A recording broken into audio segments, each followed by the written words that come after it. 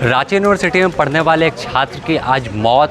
छत की का जो सीलिंग है उसका देख सकते हैं कि कवर कर जो तमाम सीमेंट था वो गिरा और उसके बाद से लगातार जो छात्र हैं वो प्रोटेस्ट कर रहे हैं। अगर हम बात करें इस जगह पर दिखाया कि आज सुबह जैसे हर दिन वह छात्र कॉलेज पहुंचता था, उसके बाद लाइब्रेरी में कुछ किताबें पढ़ने आता था, तो उसी तरह से आज भी पहुंचा था। और जैसे ही आप देख सकते हैं कि सामने साइकिल खड़ी हुई है, उसने साइकिल खड़ा कर साइकिल में लॉक लगाकर जैसे ही आगे बढ़ा तो आप देख सकते हैं कि जो टुकड़ा है छत का वो सामने में पड़ा हुआ है और यहाँ पर खून के धब्बे हैं। और अगर हम ऊपर दिखाएं तो ऊपर जर्जर बिल्डिंग है और इसी बिल्डिंग ने आज एक छात्र की जान ले ली है।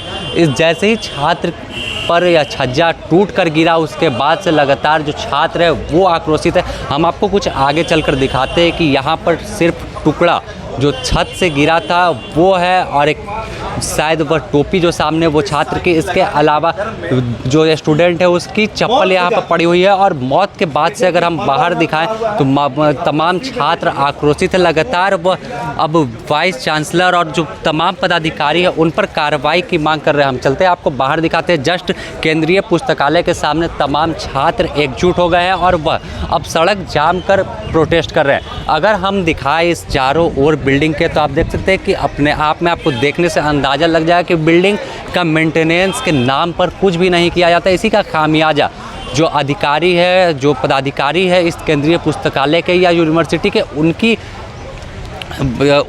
उन्होंने जो काम किया उसका खामियाजा आज स्टूडेंट भुगत रहे हैं, क्योंकि छत जो है वो टूटकर एक स्टूडेंट पर गिर गई। आप इसमें जहाँ देखेंगे तमाम चाहे वो बाउंड्री हो तमाम में दरार है, क्योंकि काफ़ी पहले से इसका निर्माण किया गया हो, उसके बाद किसी तरह का कोई मेंटेनेंस नहीं किया गया। और आप देखें तब जैसे ही केंद्रीय पुस्तकालय के सामने पहुंचेंगे तो सड़क पर तमाम स्टूडेंट बैठ गए हैं और लगातार जो है कार्रवाई की मांग कर रहे हैं। हम कुछ छात्रों से भी बात करने की कोशिश करते हैं कि क्या कुछ मांग है और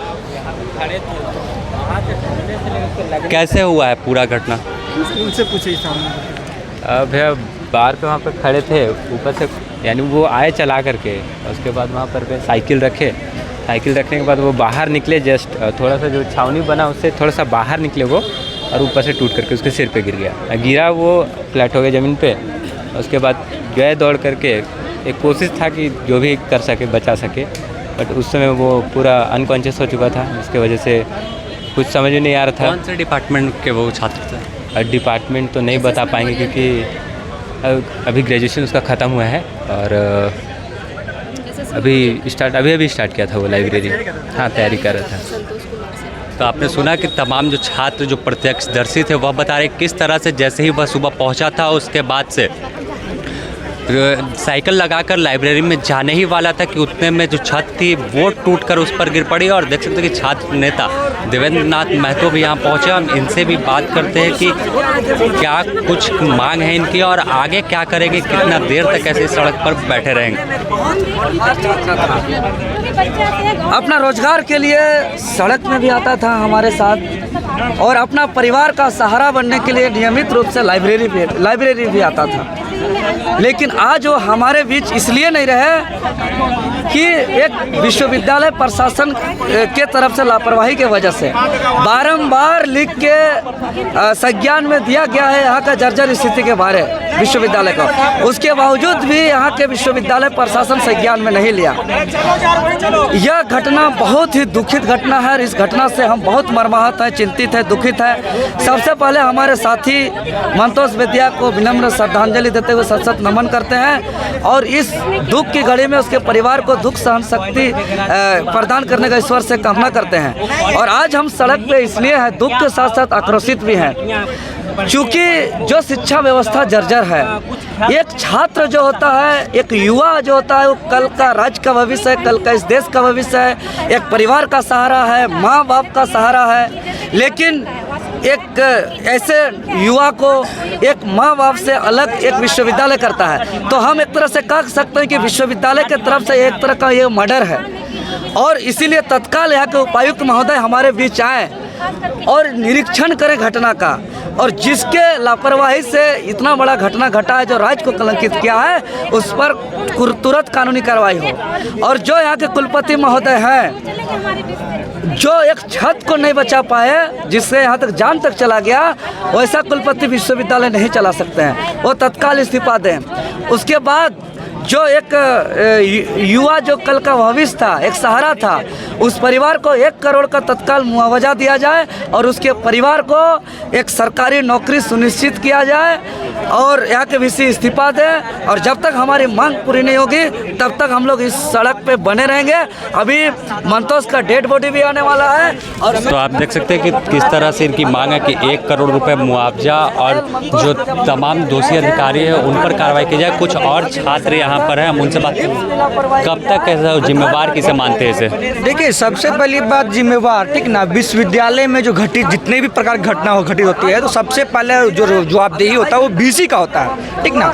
और हमारे रांची विश्वविद्यालय के कुलपति अजीत कुमार सिन्हा, हमको लगता है 1 साल का उसका कार्यकाल खत्म हो चुका है और रांची विश्वविद्यालय में तमाम इंफ्रास्ट्रक्चर है वो डाउन है, वो लगभग जर्जर की स्थिति में है, वो धंस रही है। और उसका ये परिणाम है कि आज जो सेंट्रल लाइब्रेरी का जो दीवार गिरी है, तो सबसे पहले और गिरने के पश्चात हमारे जो साथी का जो अभी हमारे बीच नहीं रहे, वो बहुत ही बड़ा दुखदाई है। हम लोग सबसे पहले चाहेंगे, पहली बात है वीसी को नैतिकता के आधार पे उसको इस्तीफा देना चाहिए।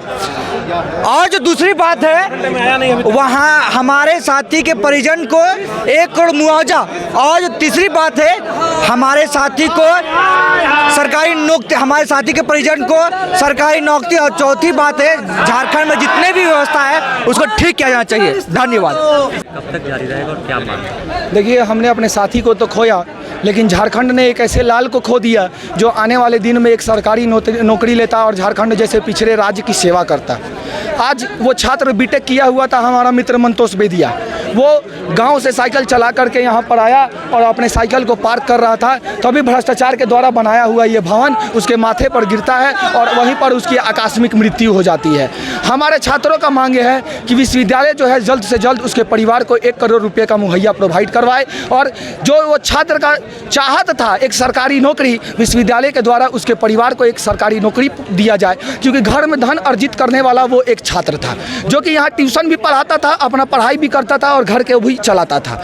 तो हमारा यही मांग है, सारे छात्रों का यही मांग है कि जल्द से जल्द इस भ्रष्टाचार के द्वारा बनाया हुआ इस भवन को भी दुरुस्त किया जाए और हमारे मित्र ने जो ये बलिदान दिया है उसे जल्द से जल्द ठीक किया जाए। धन्यवाद। तो आप देख सकते हैं कि सड़क पर बैठकर तमाम छात्र नारेबाजी कर रहे हैं और तमाम जो छात्र नेता हैं वो यहाँ पर पहुँचे और लगातार वाइस चांसलर की इस्तीफे की मांग कर रहे हैं और साथ ही कानूनी कार्रवाई की मांग कर रहे हैं। अगर हम दिखाएं चारों ओर आपको, तो चारों ओर छात्रों का जो हुजूम है वो यहाँ पर मौजूद है, क्योंकि आज इनका एक साथी इनके बीच नहीं रहा और उस साथी के गम को कहीं ना कहीं जो दोषी है उन पर कार्रवाई की मांग कर रहे हैं। और सेंट्रल लाइब्रेरी का परिसर भी छात्रों से जो है वो भरा हुआ है और हर तरफ सिर्फ तमाम लोग जो है वो दोषी लोगों पर कार्रवाई की मांग कर रहे हैं। हालांकि अब देखना होगा कि क्या कुछ कार्रवाई, क्योंकि तमाम जो अधिकारी है वो यहाँ पहुँच रहे हैं, इनसे वार्ता करने की कोशिश कर रहे हैं, लेकिन छात्रों का साफ कहना है कि जब तक कार्रवाई नहीं होगी तब तक इनका प्रदर्शन ऐसे ही जारी रहेगा। द न्यूज़ पोस्ट में फिलहाल इतना ही। अपने सहयोगी संतोष के साथ समीर, द न्यूज़ पोस्ट।